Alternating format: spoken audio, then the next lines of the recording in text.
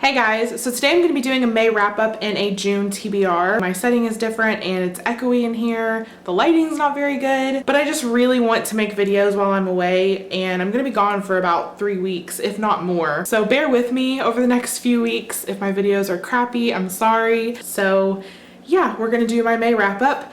Now this is not going to be everything I read in May because I already did a weekly wrap up for the first week of May, which I will link here and down below. I will also link my video for the Bout of Books readathon wrap up because that covered the second week of May. So this is just going to be everything that I read after that in the last 2 weeks of May. The first thing that I read was Amy and Roger's Epic Detour by Morgan Matson, and I absolutely adored this book. This one is pretty much about what it sounds like. It's about this girl Amy and this guy Roger, who basically ends up going on this road trip together, but they're kind of forced into it. They don't really know each other very well. They were childhood friends, but they kind of grew apart. Kind of at the beginning, before they take off, they decide to go on a few little detours, but then it turns into this big epic detour, hence the title. It was so good. I loved the characters and I loved Morgan Matson's writing. I really liked that Amy and Roger's relationship, like you knew it was coming, but it didn't really happen at the beginning. It was very slow and it was done tastefully, if that makes sense. I loved the journey that these characters went on and it was just so much fun. So definitely read this. It was very good. I gave this a 4.5 stars. The book that I picked up after that was totally a random read. I wasn't planning on reading this book anytime soon, if ever, but I saw someone mention it in a video and they were talking about, I think they compared the writing to J.K. Rowling's writing, and that just kind of intrigued me even more. So I decided to check it out for my library through the ebook system that they have, and that is The Strange and Beautiful Sorrows of Ava Lavender, which is by Leslie Walton. This book is really hard to explain, but it's about this girl who's born with wings, and the story, like I believe in the prologue, it starts with her birth, but then in the first chapter it actually goes back to her grandmother and her grandmother growing up, and then her mother, and then we finally get to her. So I'm not sure if there's I think there's a certain name for that type of story, but I can't think of it at the moment. It's so unique. I've absolutely never read anything like it before.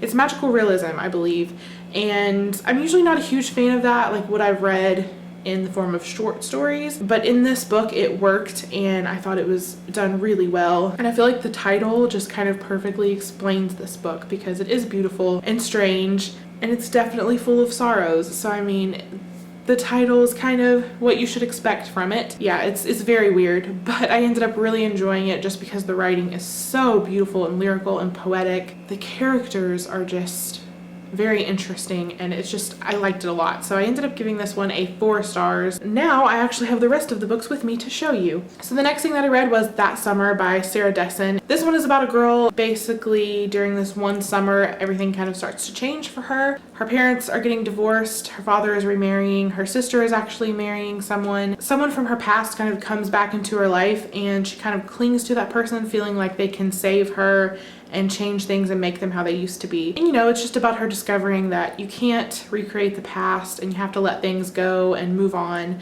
And I thought it was really well done. I mean, it's very short, so that does show in the sense of there's not a whole lot of stuff happening in this book. I would say that if you're new to Sarah Dessen, I wouldn't start with this one because it's not one of her best, but it was still good.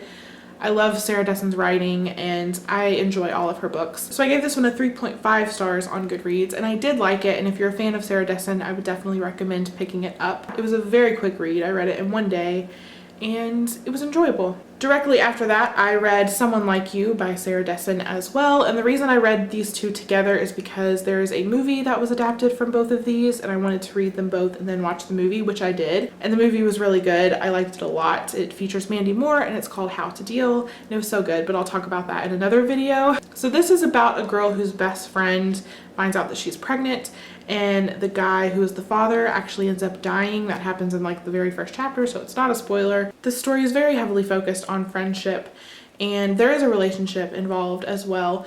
I really liked how the relationship aspect was handled, and I liked the message behind this book, and it was just really good. It was very entertaining, and I sped through it. I read this in one day. I didn't even mean to. Again, it's not one of my favorite Sarah Dessen books, but I liked it a lot. Like, her writing is just very dependable. Like, I always know I'm gonna enjoy it. So that's one thing I like about her. So I gave this one a 4 stars. I liked it a little bit more than that summer. The next thing I finished reading after that was The Opposite of Loneliness by Marina Keegan, and this was actually something that I was reading slowly throughout the entire month. It's basically a collection of essays and short stories. Some of them are fiction, some of them are nonfiction. I'm sure most of you guys know, but if you don't, Marina Keegan actually passed away, and her friends and family decided to put this book together, some of her writings, and it's very good. I really enjoyed reading it.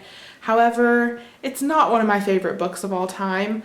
I got some things from it. I did not like how the fiction stories ended. I didn't like the way the endings were written. I liked the nonfiction a lot more than I liked the fiction. There were a couple of fiction stories that really stood out to me that I really enjoyed.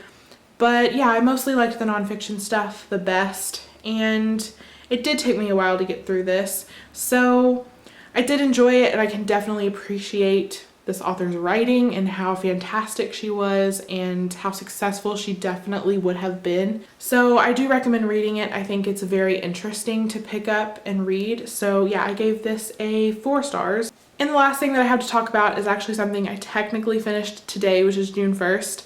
But I read 99% of it in May, so I figured I would just go ahead and talk about it now. And that is another Morgan Matson book, which is Since You've Been Gone. And this is about a girl whose best friend just disappears without telling her anything, and her family have just kind of up and left. But she ends up sending her this list of things that she wants her to do. And our main character, whose name is Emily, which I love that name, of course, decides that she's going to do the things on the list, kind of in the hopes that it will lead her to her best friend and figure out like where she went. And so it's just about Emily and her summer dealing with her best friend being gone and also trying to accomplish the things on this list. And it's absolutely fantastic. I loved it so much. I gave it a full 5 stars. It's just so much fun, and the characters are so great. At the beginning, the main character, though, I do have to mention, definitely annoyed me.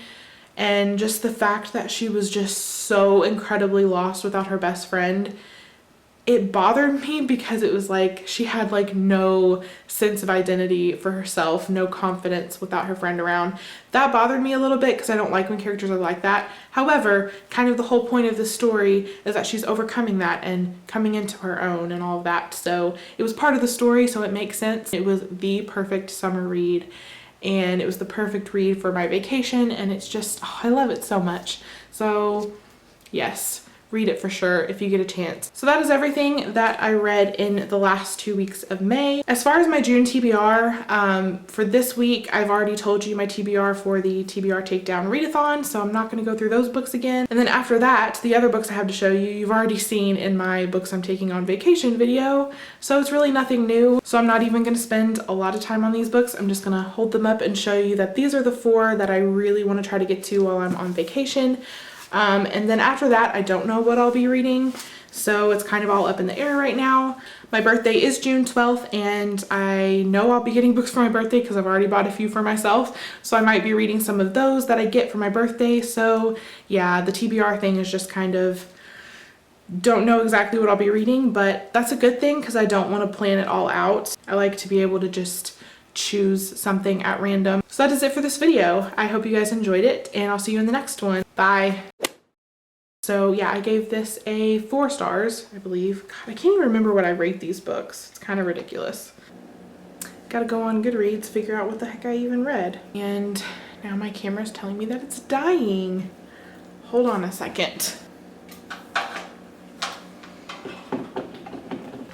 Oh, I can hardly lift my arms. My shoulders are so sunburnt. They've gotten better, but like I couldn't move for like 2 days straight. Yeah, okay, I'm gonna go. Bye.